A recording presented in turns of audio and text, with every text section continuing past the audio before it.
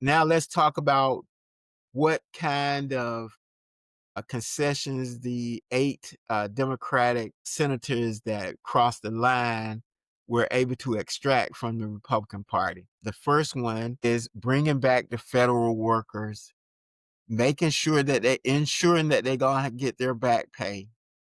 And then the caveat to that is all the federal workers, about 12,000 that were released without cause, will get their jobs back with guarantees that it won't happen again without Mhm. cause.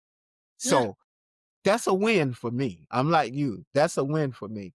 These people, including air traffic controllers, can go to work starting, probably it passes tonight. The president may sign it tomorrow, but he might get a wild hair up his ass and might not sign it till Friday.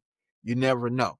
But whenever he signs it into law, people can go back to work and everything and start getting paid and get back pay. They can know that they can get back pay. They can call these loan people. They can call their card, the people they're getting their mortgage from. They can call them and say, "Hey, we're getting ready to get paid. I'm gonna get back pay," and call off the wolves and everything. That's important to me because, as you know, we have a lot of friends that are in that situation and Yep.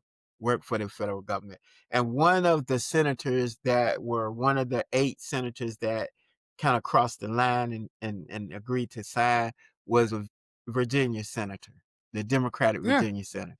He said, Kane and Warren. we're getting killed in Virginia. We're getting killed because Yeah. a lot of my constituents in Northern Virginia are federal workers, you know?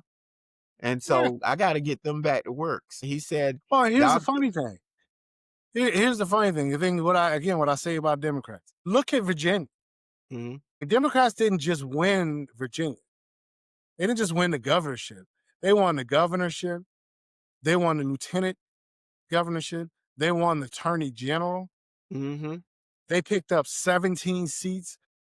People are like, oh, well, that's Virginia. No, they didn't pick up the 17 seats in Northern Virginia. Nah, They picked up the 17 seats in Royal Virginia. yeah, yeah, in the So now mountainous the areas Virginia too. in the exactly. And it's partially because of the shutdown. People think it's only affecting Northern Virginia. No, there are a lot of people. I know people, because I live in Northern Virginia. I know people in Northern Virginia that have family all over the state. And those people up here who lost their job and been working and not getting paid, they send money to places in other parts of Virginia. They help pay for their relatives' children to go to college Mhm, and stuff like that, to play soccer and all these sports. Is done because the people up here make more money. So you lay off all the people in Northern Virginia, and it affected the entire Commonwealth. I exactly. mean, Democrats won places down in Southwest and Southeast Virginia, which have never been Democrat. Mhm, yep, yep, exactly. They did the same thing in southern states. Look in Georgia. Yep, Georgia, they won 2 statewide elections and put 2 Republicans out of a job, you know? exactly. And we didn't see that one coming. We really didn't see that one coming. Well, Even people are on tired of it.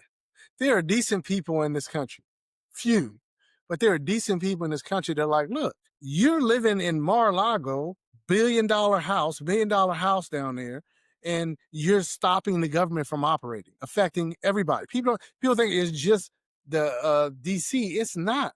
There are goods, there are processes that happen in DC that were shut down because they stopped the government. There are lots of companies in Wyoming, New Hampshire, all these so-called places where they're supposed to be conservative that benefit from government subsidies, that benefit from government contracts. So it's not just affecting the people that live in the 18 jurisdictions in the National Capital Region. It's affecting people across the country.